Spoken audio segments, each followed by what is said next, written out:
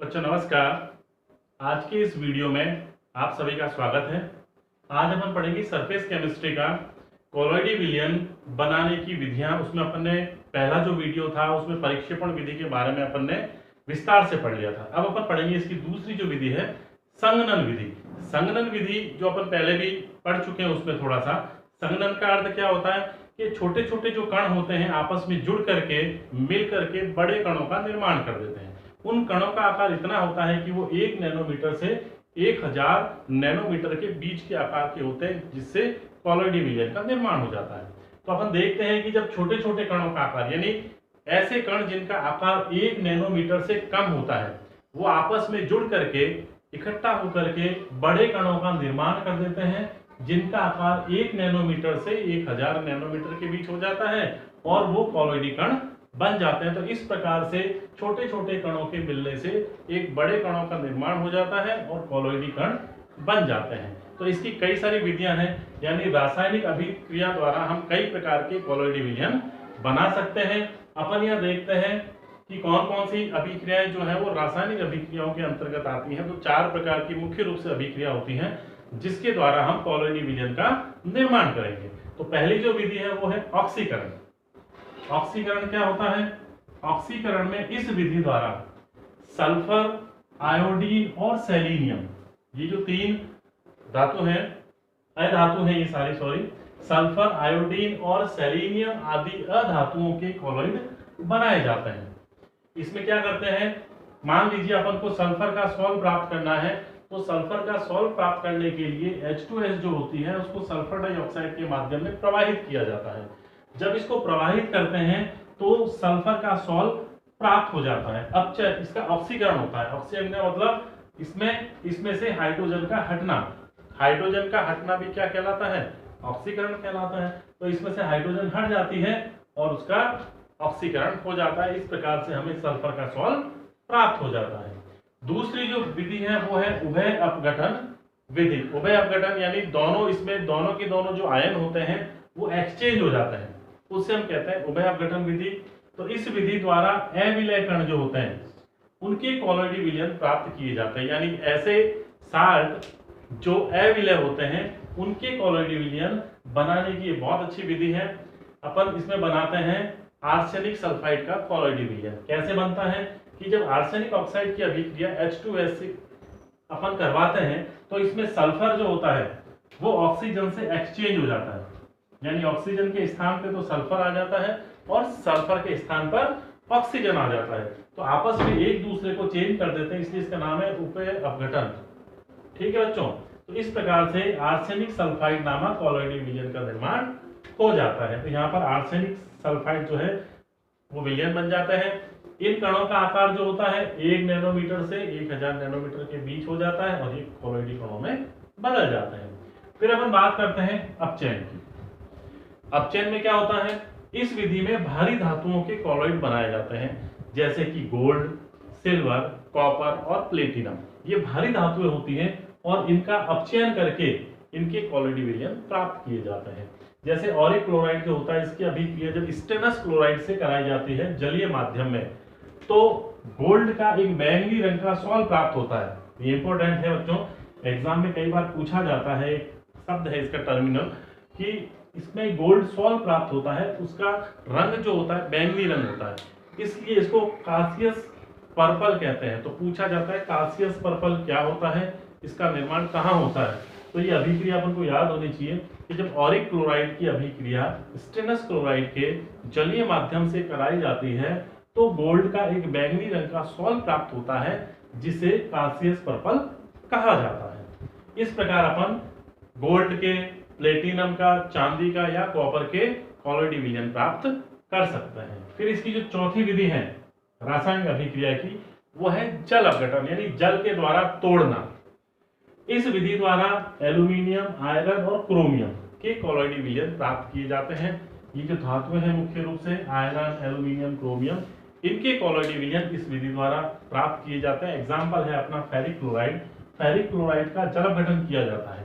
कैसे करते हैं कि जब जल है इसको अपन इस तरह से लिख दें, तो इसको जब तोड़ा जाता है, इसको जब अपन तोड़ते हैं इस तरह से टूटेगा तो OH जो है वो Fe के साथ में जुड़ जाते हैं और फेरिक हाइड्रोक्साइड का कॉलोइड विलयन प्राप्त हो जाता है। H जो है वो Cl के साथ में अलग हो जाते हैं HCl के रूप में।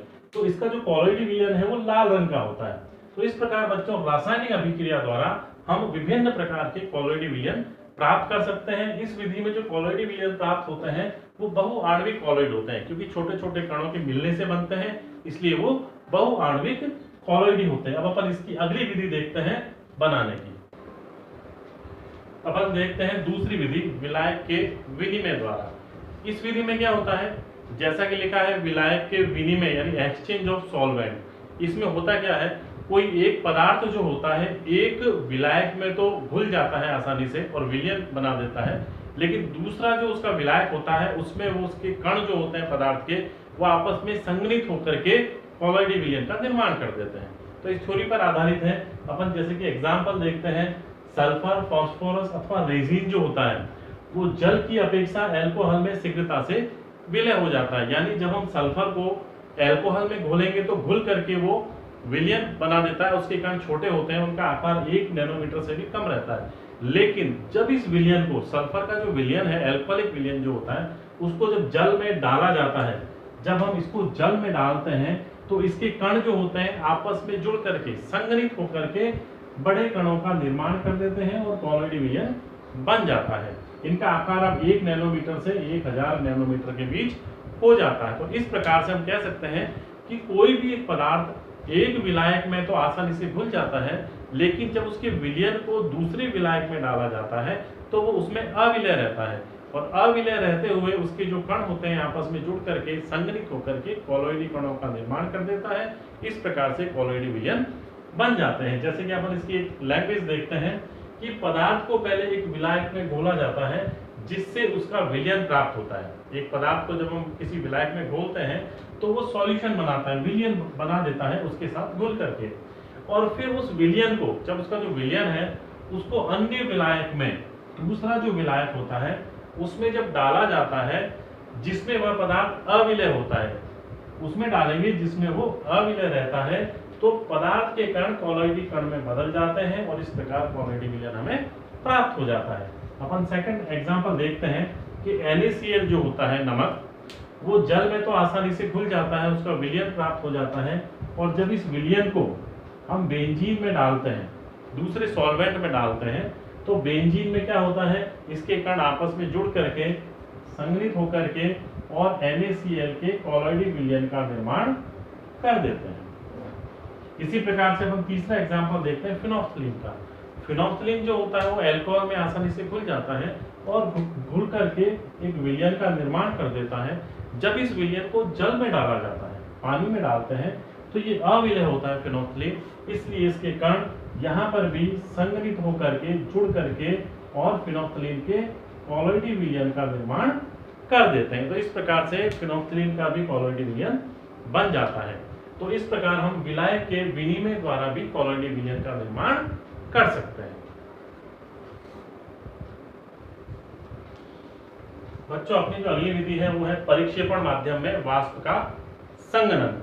इसमें क्या करते हैं, मान लीजिए सल्फर और मरकरी का अपन को कॉलोइडी विलयन प्राप्त करना है, तो इनकी जो वाष्प होती है, मान लीजिए सल्फर की जो वाष्प है उसको जल में प्रवाहित किया जाता है, तो ये जल में प्रवाहित होते ही सल्फर के जो कण हैं वो संघनित होकर के आपस में जुड़ करके और कॉलोइडी विलयन का निर्माण कर देते हैं। तो इसलिए इसको हम कहते हैं परिक्षेपण माध्यम में वाष्प का संघनन। यानी जब इनकी वाष्प को किसी परिक्षेपण माध्यम में प्रवाहित किया जाता है, गुजारा जाता है, तो इसके जो छोटे छोटे कणों का आकार जो छोटा होता है वो जुड़ करके संघनित होकर के और संघनन क्रिया द्वारा कॉलोइडी कणों का निर्माण कर देते हैं और इस प्रकार से कॉलोइडी विलयन प्राप्त हो जाता है। तो ये सल्फर और पारे के कॉलोइडी विलयन बनाने की एक अच्छी विधि है।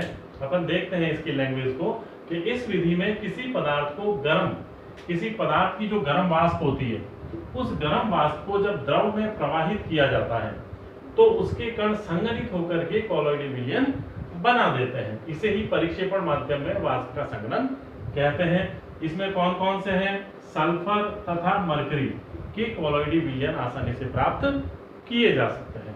फिर अपन देखते हैं अत्यधिक शीतलन द्वारा भी यानी बहुत अधिक अचानक से एकदम से टेम्परेचर को डाउन करके, ताप को कम करके भी कॉलोइड विलयन प्राप्त किए जा सकते हैं। इसका एक अच्छा उदाहरण है क्लोरोफॉर्म में जल का कॉलोइड विलयन प्राप्त करना। अब हम यहाँ पर किसका, जल का कॉलोइड विलयन प्राप्त कर रहे हैं, किसमें, क्लोरोफॉर्म के अंदर। यानी क्लोरोफॉर्म जो होता है कार्बनिक विलायक होता है, एक ऑर्गेनिक सॉल्वेंट होता है। इस ऑर्गेनिक सॉल्वेंट में जल जो होता है घुल करके एक विलयन बना देता है। जब इस विलयन को एकदम से ठंडा किया जाता है तो इस जल के जो कण हैं वो आपस में जुड़ करके बर्फ के रूप में बदल जाते हैं और वो कॉलोइड विलयन बना देते हैं। अपन जैसे देखते हैं कि यहाँ पर क्लोरोफॉर्म और जल के विलयन को इस परख नली में डाला गया। डालते ही उस समय क्या था, ये विलयन के रूप में है, लेकिन जैसे इसमें डाला इसके चारों ओर क्या है, बर्फ है। बर्फ होने के कारण ये विलयन एकदम से ठंडा हो जाता है। ठंडा होते ही इसके अंदर जो जल के कण हैं वो जल के कण आपस में संघनित होकर बर्फ का रूप ले लेते हैं और कॉलोइड विलयन बन जाता है। तो इसके अंदर बर्फ का एक कॉलोइड विलयन तैयार हो जाता है। इसको अपन कहते हैं जल का कॉलोइड विलयन। इस प्रकार से इस विधि द्वारा जल के कॉलोइड विलयन को भी बनाया जा सकता है क्लोरोफॉर्म के अंदर अति शीतलन द्वारा। देखते हैं अपन इसमें कि जब किसी वास्तविक विलयन का अति शीतलन किया जाता है तो उसमें उपस्थित विलय पदार्थ के कण संघनित होकर कॉलोइड विलयन बना देते हैं। तो बच्चों इस प्रकार से अपन ने ये जो पार्ट था इस वीडियो में अपन ने कॉलोइड विलयन बनाने की संघनन विधि को विस्तार से पढ़ा है। अब आगे आप और देखने के लिए इस वीडियो को लाइक कीजिए, सब्सक्राइब कीजिए और इसके अगले पार्ट को पढ़िए। धन्यवाद।